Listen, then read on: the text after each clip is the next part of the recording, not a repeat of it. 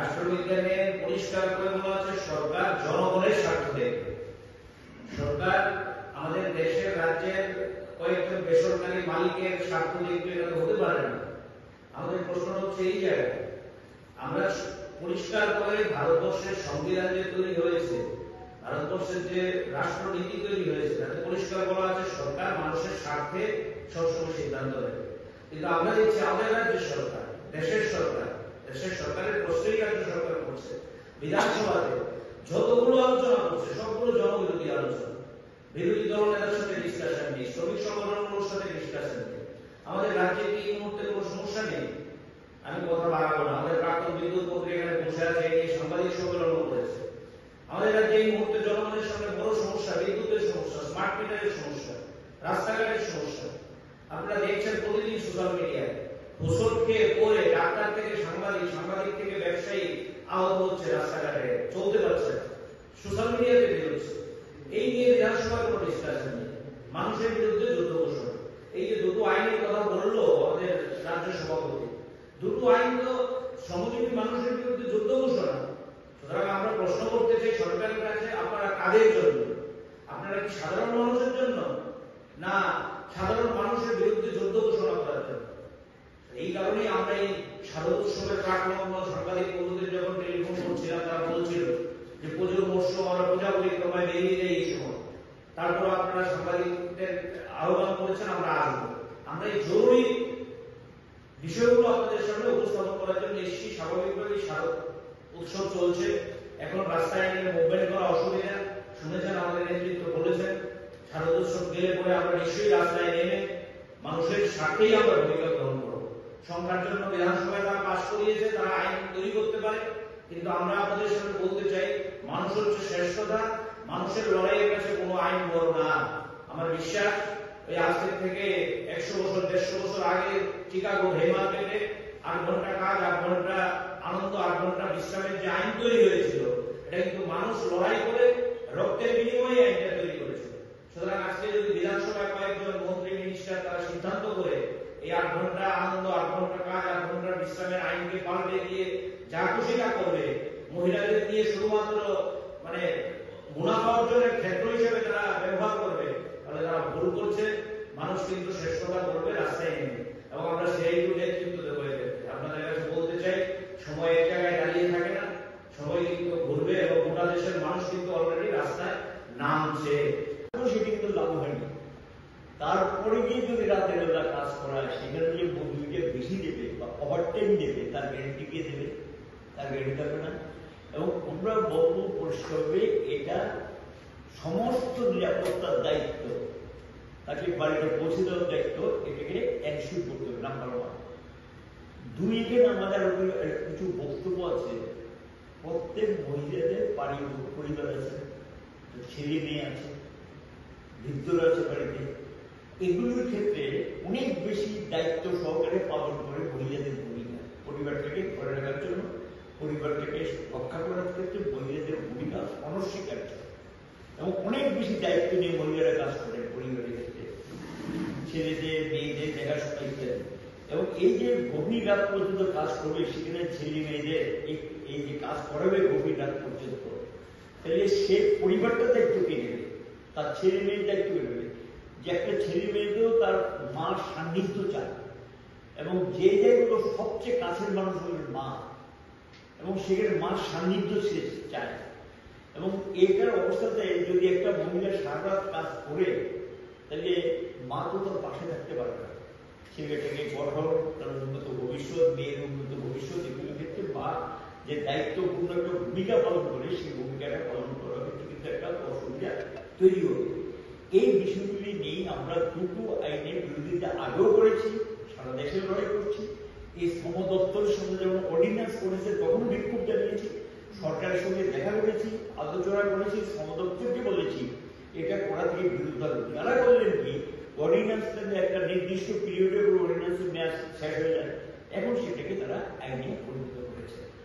আমরা এটার বিরুদ্ধে আপনাদের মাধ্যমে রাজ্যবাসীকে, এবং আমরা এটা প্রতিবাদ করবো, রাস্তায় নামবো, রাজ্যবাসীকে আবেদন জানাবো যে এটা সোচ্চার হওয়ার জন্য। কারণ অতিরিক্ত কাজ করে মুনাফা ঢুকবে, আর আমাদের শরীরটাকে, শ্রমিকদের শরীরটাকে নিংড়ে খেয়ে নেবে, এই চরম যে নির্যাতন, এটা বড় নির্যাতন, এক ধরনের শারীরিক নির্যাতন, শরীরের উপর নির্যাতন এটা। এবং এটার সম্পর্কে এমনিতেই যে টাকা তারা দেন, এতে তো খাদ্য টাদ্য সংগ্রহ করা একটা শরীর ধরে রাখা সম্ভব না। যেইভাবে পরিশ্রম করা, সেই পরিশ্রমের বিনিময়ে মজুরি বাড়ায়, তারপরে গিয়ে এই কাজ, এই যে আইন, এই আইনে হাতিয়ার তুলে দিলেন মালিকদের হাতে।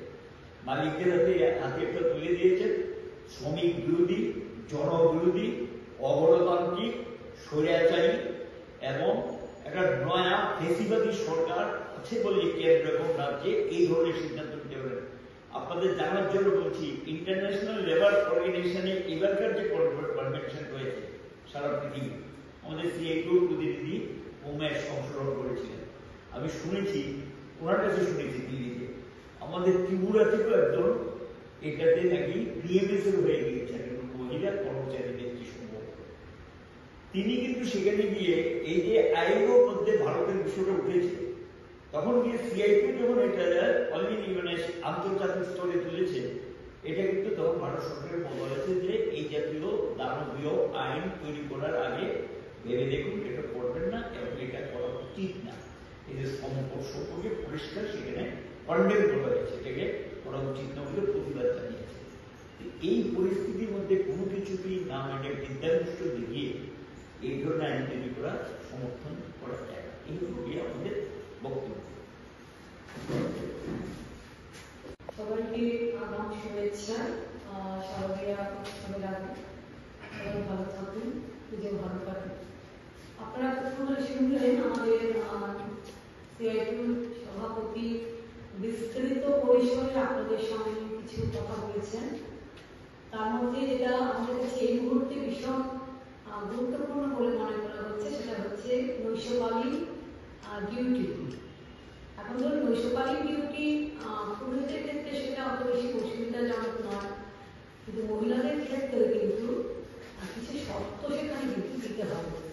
শর্ত যদি না দেয় তাহলে কিন্তু সেখানে মেয়েদের পক্ষে এই ধরনের কাজে ধারাবাহিকভাবে চালিয়ে দেওয়া ভীষণ কষ্টকর।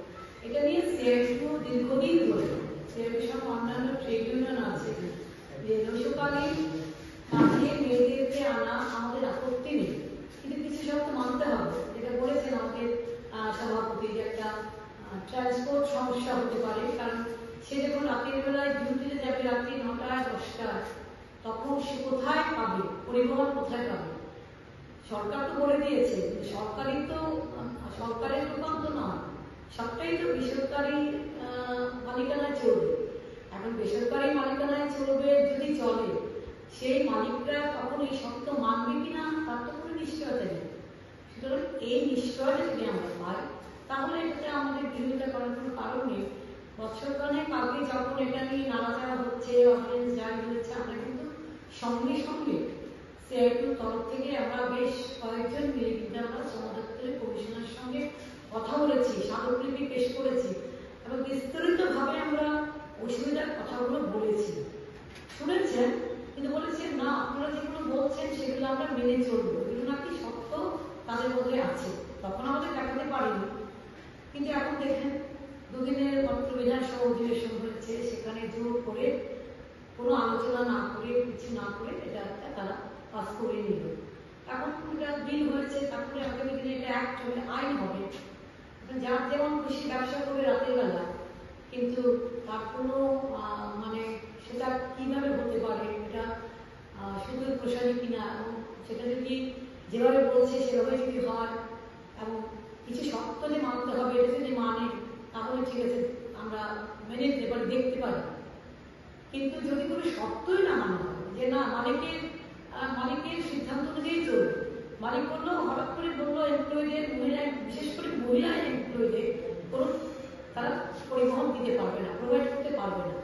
তখন রাত্রি 10টায় আমরা দেখি আগরতলা শহরে রাতের বেলা নার্সরা সব বসে থাকে রাস্তায় বিভিন্ন জায়গায় চৌমুড়িতে অপেক্ষা করেন 8 জন 10 জন 12 জন নার্সরা, তারা তাদের গাড়ি আসবে হাসপাতাল থেকে, গাড়ি বাস আসবে, তাতে করে তারা হাসপাতালে ডিউটিতে যায়।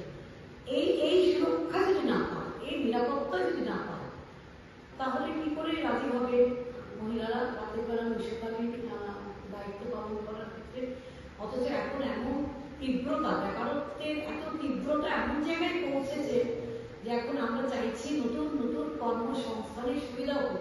এবং তখন যদি বলে যে আমরা কর্মসংস্থানের সুবিধা করেছি, কেন মেয়েরা আসবে না? হ্যাঁ ঠিক আছে, তোমরা করেছো, কিন্তু আমাদের দাবিগুলো তো মানতে হবে। মেয়েরা রাতের বেলা যাবে, সেখানে বাস দিতে হবে, পরিবহন দিতে হবে, যেখানে কাজ করবে সেখানেও নিরাপত্তা সুনিশ্চিত করতে হবে। সে যেখানে বসে কাজ করবে তখন অল্প সংখ্যক কর্মী থাকবে, তাছাড়া পাশে যেন নিরাপত্তা কর্মীরা থাকে।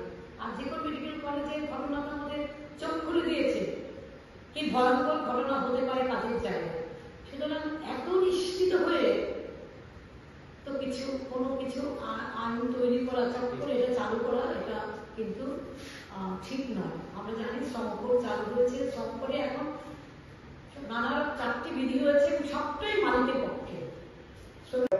ব্যবস্থা নিয়ে পরিবেশ পরিস্থিতি উন্নতি করে ট্রেড ইউনিয়নগুলির সঙ্গে আলোচনা করে যদি দেখা যায় যে পরিস্থিতির উন্নতি ঘটেছে, মহিলারা স্বাধীনভাবে চলাফেরা করতে পারেন, ভয়ের পরিবেশ নেই, তাদের নিরাপত্তা সম্পূর্ণ আছে, তাহলে ট্রেড ইউনিয়নগুলোর সঙ্গে আলোচনা করে নীতিগতভাবে এই ধরনের যদি কিছু করে আমরা আপত্তি করব না। কিন্তু তার আগে শর্তগুলো যেগুলো বলেছে আমাদের এই ওয়ার্কিং ইউনিয়নের, এই শর্তগুলো কিন্তু আগে পূরণ করতে হবে। এগুলো পূরণ না করে কোনো আলোচনা না করে এইভাবে করাটা ঠিক না। আর আরেকটা বিষয় আমি শুধু এটার সঙ্গে রিলেটেড না বলে দিচ্ছি, যেটা আমি দেখলাম বিধানসভাতে স্মার্ট মিটার নিয়ে একটা বক্তব্য রেখেছেন। এটা কিন্তু এটার সঙ্গে রিলেটেড, আমি আলাদাভাবে বলছি। স্মার্ট মিটার নিয়ে তো আমরা আমাদের অবস্থান পরিষ্কার করেছি, লড়াইটা কিছু। স্মার্ট মিটার হলো বেসরকারীকরণের একটা পদক্ষেপের অন্যতম বিষয় হলো স্মার্ট মিটার। এটা টোটালি এই স্মার্ট মিটারটাকে মনিটরিং করছেন যারা বিদ্যুতের ব্যবসায়ী, টাটা, আদানি, আম্বানি, টোটাল বিষয়টা মনিটরিং করছেন। এবং স্মার্ট মিটার উৎপাদকও তারা, বিক্রেতাও তারা। আর এখানে অ্যালগরিদম নামে একটা অর্গানাইজেশন, এটা এক ধরনের, এটা হলো বিশেষ ধরনের প্রোগ্রাম কম্পিউটার। এটাকে সেন্ট্রালি ইউজ করে সমস্ত ডাটা কেন্দ্রে নিয়ে যাবেন, কেন্দ্রীয়ভাবে নিয়ে যাবেন, রাজ্যে রাজ্যে কেন্দ্রীয় নিয়ে যাবেন। এর থেকে বাছাই করে ডেট, টাইম, তারিখ এটা চালু করার জন্য 2023-এ অলরেডি অর্ডার বেরিয়ে গেছে। দিনটাকে ভাগ করে এই স্মার্ট মিটারের মাধ্যমে, মানে তারিখের এক একটা স্টেজ হবে, এক এক সময়ের জন্য এক একটা স্টেজ হবে। এই পদক্ষেপ নিয়ে ওই সমস্ত বেসরকারি সংস্থাগুলিকে পাইয়ে দেওয়ার জন্যই স্মার্ট মিটার ইউজ করছে। এবং এটা উন্নত যেটা বলছে না, দাম সম্পর্কে বলছে না, কিন্তু হাসির খোরাকের কথাবার্তা আমি বলবো। কেন আমি বলবো? কারণ বলছে দাম বাড়ায়নি, তো দাম যদি না বাড়িয়ে থাকে, প্রতিটা লোক আগে 2018 সালে যে টাকা দিতেন, এখন কিন্তু তার চেয়ে ডাবল টাকা তাকে পেমেন্ট করতে হচ্ছে, প্রায় ডাবল টাকা পেমেন্ট করতে হচ্ছে। এর থেকে তো পরিষ্কার। আর স্মার্ট মিটার সম্পর্কে তিনি যেভাবে সার্টিফিকেট দিয়েছেন, একটা কথা কিন্তু বলেননি, বলেছে যে সরকার থেকে ফ্রি দিচ্ছে, কিন্তু এটা খারাপ হলে চেঞ্জের টাকাটা কেটে। আগে আইনি ছিল, আগে যে মিটারগুলো ছিল ডিজিটাল মিটার, এটা চেঞ্জ করে নিগম বা বোর্ড বা ম্যানেজমেন্ট তাদের দায়িত্ব। কিন্তু এটা কিন্তু খারাপ হলে চেঞ্জ করার টাকাটা দিতে হবে কনজিউমার, যিনি কনজিউমার তাকে দিতে হবে। একটা গরিব কনজিউমার পারবে 1000 টাকা সংগ্রহ করে এই মিটার দিতে। এগুলি কিন্তু দেখলাম বিধানসভাতে তিনি যে বক্তব্য রেখেছেন, বক্তব্য মধ্যে এই পয়েন্টগুলো নেই। এবং এই স্মার্ট মিটারের মধ্যে আরো কতগুলি কারিগরি ব্যবস্থাপনাকে কন্ট্রোল করার জন্য, সেন্ট্রালি কন্ট্রোল করার জন্য কিছু সিস্টেম ঢুকিয়ে দেওয়া আছে, যার ফলশ্রুতি এখন মানুষ ভোগ করছে। আমরা বলবো যে এই স্মার্ট মিটার পৃথিবীর কথা বলা হয়েছে, সারা পৃথিবীতে ওয়ার্ল্ড ব্যাংকের সঙ্গে তখন আমারই কথা হয়েছিল, যখন ওয়ার্ল্ড ব্যাংক ত্রিপুরা যে প্রজেক্টটা নিয়ে আসে। ওয়ার্ল্ড ব্যাংকের প্রতিনিধিত্ব স্বীকার করেছে যে পৃথিবীর কয়েকটা দেশে এটা হেল্প করেছে, কিন্তু টেকনিক্যাল প্রবলেম দেখা দিয়েছে, স্বীকার করেছে টেকনিক্যাল প্রবলেম দেখা দিয়েছে। এখন তারাই আমাদের পুরনো মিটার চেঞ্জ করে মধ্যে একটা নতুন মিটার দেওয়া হয়েছিল সমস্ত মানুষের বাড়িতে, ডিজিটাল মিটার বলে এটাকে। ডিজিটাল মিডিয়া তো ভালোই কাজ করছিল, বিগত কোভিডে টাকাও ভালো আদায় করছিল এবং কোনো লোকের কোনো অবজেকশন ছিল না। এটা কিন্তু অত্যাধুনিক প্রযুক্তিতে তৈরি ডিজিটাল মিটার, সমস্ত ডিজিটাল মিটারগুলোকে চেঞ্জ করে এবং স্মার্ট মিটারে কনভার্ট করছে। এটার মধ্যে বিরাট ব্যাপার স্যাপার আছে, অনেক কারচুপির ব্যাপার স্যাপার আছে। এটা সম্পর্কে আমরা যে কথা বলছি, গোটা দেশে CI2 আমরা কনজিউমারদেরকে অর্গানাইজ করে কনজিউমার এবং যারা কনজিউমার তারা হলো আসল ভোক্তা, ভোক্তা এবং ইঞ্জিনিয়ার এমপ্লয়ি সবাই যুক্ত হবে সারা দেশে আন্দোলন। আমি লাস্ট একটা ঘটনা বলছি, গত পরশুদিন পুদুচেরি নাম শুনেছেন একটা রাজ্য, এটা কিন্তু লাভজনক অর্গানাইজেশন বিদ্যুৎ। এখানে গিয়ে আদানি একটা কোম্পানি রেজিস্ট্রেশন করে নিয়েছে, অলরেডি টেন্ডার বেরিয়ে যাবে। টোটাল যে সমস্ত প্রজেক্টগুলো আছে সরকারি টাকায় তৈরি হয়েছে, টোটাল সিস্টেম সব প্রজেক্টটা টেন্ডার করে নিয়ে যাবে গিয়ে আদানি কোম্পানি। এইভাবে ভারতের সমস্ত রাজ্যে এগুলো বেসরকারীকরণের একটা পদ্ধতি চালু হয়েছে। কাজে আপনি বেসরকারীকরণের বিরুদ্ধে এই লড়াইয়ে যেটা জারি আছে, আমরা আমাদের রাজ্য আমরা এই ধরনের কনজিউমারদেরকে যুক্ত করে একটা যুক্ত আন্দোলনে, মজুরি যদি না পায় বাজারে কাটতি থাকে না, বাজারে কাটতি না থাকলে আর্থিক মন্দা দেখা যায়, আর্থিক মন্দা থেকে শিল্পে গিয়ে তার প্রভাব পড়ে, কৃষি এবং শিল্প দুইটা বিপর্যস্ত হয়ে যায়। তার সঙ্গে যুক্ত 80 থেকে 90% মানুষ বিভিন্ন সুযোগ সুবিধা থেকে বঞ্চিত হয়। আলটিমেটলি এতে দেশের যে আর্থিক কাঠামোটা সম্পূর্ণ বিপর্যস্ত হয়ে পড়ে, আর্থিক কাঠামোটা ভেঙে পড়ে। আমাদের দেশের আর্থিক কাঠামো আজকে ভেঙে পড়েছে। লক্ষ্য করবেন কোনো কোনো দেশ মন্দার তুলে তথাকথিত উন্নত দেশ মন্দার হাত থেকে বেরিয়ে আসার জন্য শ্রমিকদের মজুরি বাড়িয়ে দিয়েছেন, কর্মচারীদের বেতন বাড়িয়ে দিয়েছেন, তাদের ভাড়াও বাড়িয়ে দিয়েছেন। কেন বাড়িয়ে দিয়েছেন? বাজারটাকে চাঙ্গা করার জন্য। আর আমাদের ভারতবর্ষের বাজারের মধ্যে চূড়ান্ত মন্দা দেখা দিয়েছে এবং এই মন্দার হাত